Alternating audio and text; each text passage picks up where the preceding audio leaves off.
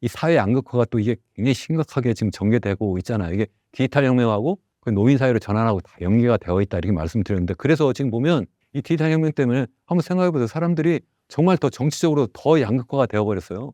한쪽에서는 정말 왜 그러느냐, 이게 자기가 듣고 싶은 것만 계속 듣게 되는 거예요. 내가 그렇게 하고 싶지 않아도 그냥 유튜브라든가 다른 여러 가지 SNS 알고리즘이 계속 내가 한번 보면 계속 그것만 띄워주니까 근데 거기에 계속 빠지게 되는 거죠. 그래서 정말 이게 엄청나게 양극화될 수밖에 없고, 더군다나 실질적으로 다른 분야에서 아까 디지털 디바이드라든가 아니면 노인과 젊은이 간의 그런 디바이드가 막 일어나면서 실제 거기에 빠져들 수밖에 없는 그런 또 사회적 환경도 있는 거예요. 그런데 거기에 이제 정치인들이 거기에 다 올라타는 거죠. 그래서 실제 양쪽으로 더더욱 나눠가지고 이 세상을 더 힘들게 만드는 게 아닌가. 정치인들이 이걸 잘 결합시켜야 되는데 그걸 잘 못하는 것이 전 정말 안타깝다. 더군다나 이제 마지막 기후 위기인데, 기후 위기도 우리나라가 잘 못하고 있는 건 다 잘 아시잖아요. 이게 뭐 유럽 정도 굉장히 따라갈 수는 없다 하더라도 그래도 어느 정도 그래도 우리가 적극적으로 기후 위기 대응을 해야 되는데 그걸 잘 못한다. 에너지 전환 문제도 있고. 근데 저는 100% 우리가 재생에너지로는 갈 수 없다고 생각을 해요. 우리나라 땅덩어리가 너무 좁기 때문에 여기서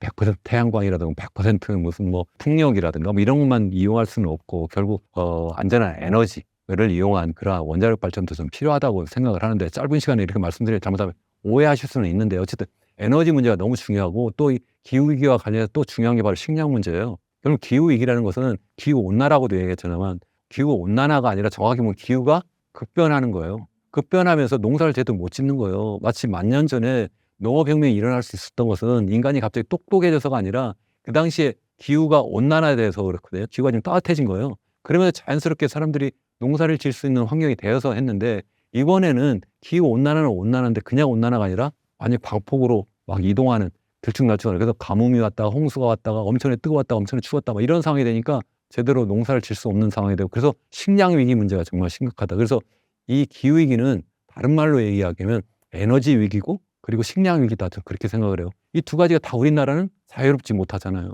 우리가 뭐 에너지가 풍부한 나라입니까? 아니면은 식량이 풍부한 나라입니까? 다 수입을 해야 돼요. 그래서 우리나라는 정말 심각한데 이거에 대한 대비를 정말 잘하고 있느냐? 당연히 못하고 있는 거죠. 그러니까 저는 정말 걱정이다. 개인들은 어쩔 수 없이 뭐 국가가 잘해주면 좋은데 우리가 국가에 100% 뭐 이렇게 의존할 수는 없잖아요. 그러니까 뭐 개인이 깨어나야 된다. 우선 당장 내가 적어도 여기에서 폭망하지 않기 위해서 정말 깨어 있어야 된다. 지금 뭐 집값을 막 정부가 띄워 올린다니까 뭐 거기 들어가가지고 뭐 거기에 막 완전히 나도 그래 돈 빌려가지고 집 사야 되지 이렇게 하면 저는 안 된다고 생각을 해요. 저 같으면 그렇게 내 재산을 막 100% 그것도 부족해서 막 전체 뭐 10억짜리 집을 사는데 한 5억 이상 그걸 갖다 빌려서 집을 산다. 이거는 엄청난 도박이잖아요. 저라면 그렇게 안 할 것 같아요.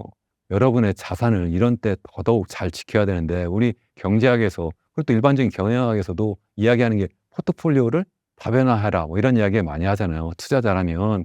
그 얘기는 무슨 얘기냐면 나의 그 투자 자산을 부동산에 몰빵하면 되느냐는 거죠. 근데 우리나라의 가계 자산의 80% 이상이 다 뭐냐면 부동산이에요. 이게 정말 황당하잖아요. 나머지 20%는 그럼 어디예요? 예금과 주식인 거예요. 그러니까 우리나라 주가가 저평가됐다고 이야기를 하는데 그게 저평가가 너무 당연한 거예요. 그게 돈이 다 글로 가 있으니까 그게 잘못됐다는 거고, 그래서 정부가 그래서 집값을 계속 올리는 게 아니라 좀 낮춰줘야 된다. 그래야 사람들이 더 이상 여기에다가 돈을 넣고 그래서 집값 오르기만 바라지 않도록 만들어줘야 된다. 꿈을 깨줘야 된다. 저는 그렇게 이제 생각을 하는 거고요.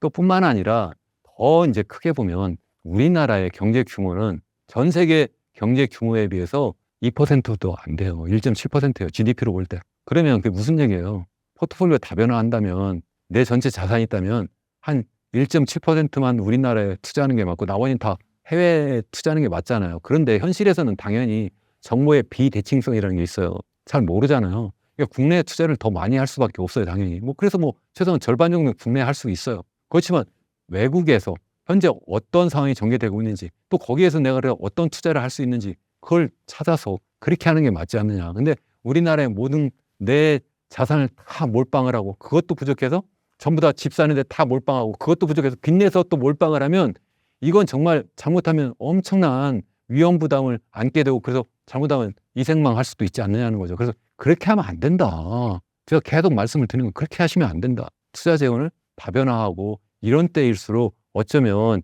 지금 혹시 있을지 모르는 그러한 상황에 대비를 잘하는 것이 정말 필요하지 않을까 그렇게 생각합니다. 뭐 한 가지 더 말씀드리면 예를 들어서 제가 막 이렇게 주장하니까 뭐 못 믿겠는데 하면 워런 버핏은 어떻게 하고 계시나요?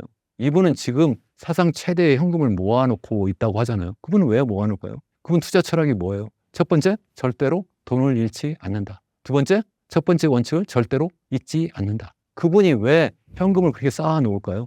저는 그분 왜 그런지 한번 생각을 해보시고 여러분들도 현재 갖고 있는 자산을 한 곳에 더군다나 막 한국에 그것도 완전히 부동산에 몰빵하는 것은 정말 위험하다. 저는 그렇게 생각합니다.